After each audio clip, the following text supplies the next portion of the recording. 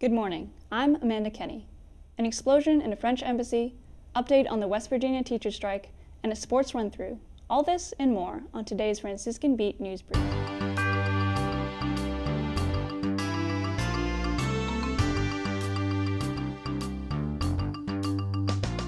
County health departments in central Ohio have linked dairy calves brought to the region for youth 4-H projects to an outbreak of a parasitic illness in nearly 24 people so far.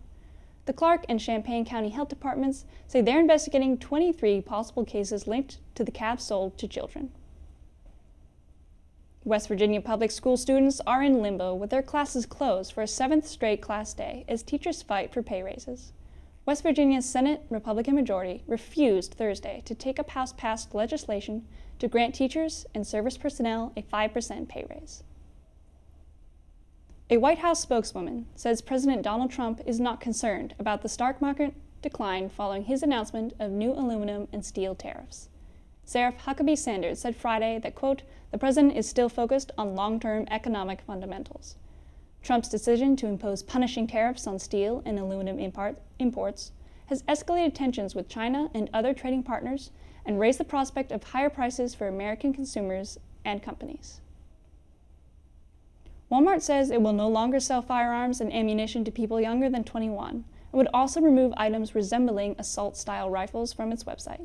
The move comes after Dick's Sporting Goods announced earlier in the day that it would restrict the sale of firearms to those under 21 years old. It didn't mention ammunition. Prime Minister Theresa May says Britain is willing to keep similar regulatory standards to the EU after Brexit, so goods can keep flowing without tariffs and other obstacles.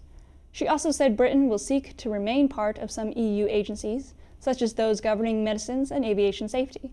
She says the UK is willing to pay and to play by the agency's rules to remain a member. Gunfire and explosions rocked Burkina Faso's capital Friday by the army headquarters and a neighborhood that houses embassies, the offices of the Prime Minister, and the United Nations. Plumes of black smoke could be seen above the army offices as police responded. Barricades were erected to keep people from that area and from the French embassy and the Prime Minister's office in the eastern part of the city center, where gunfire and smoke were reported. In sports, a distracting day turned into a disappointing night for the Cleveland Cavaliers. J.J. Redick scored 22 points, and Joel Embiid had a double-double as the 76ers knocked off the Cavaliers 108 points to 97. Embiid had 17 points and 14 rebounds in helping Philadelphia beat Cleveland for the first time in their last 12 meetings.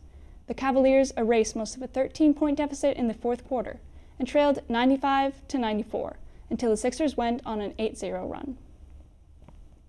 A new monument near Chicago's Soldier Field will celebrate the Special Olympics and the site where its first event was held 50 years ago. The Special Olympics is the largest sport organization in the world for people with intellectual disabilities. The first event was held in Chicago in 1968. Today, 5 million athletes from 172 countries participate. In weather today, scattered snowstorms and a high of 35 and a low of 26. For Franciscan Beat, I'm Amanda Kenny.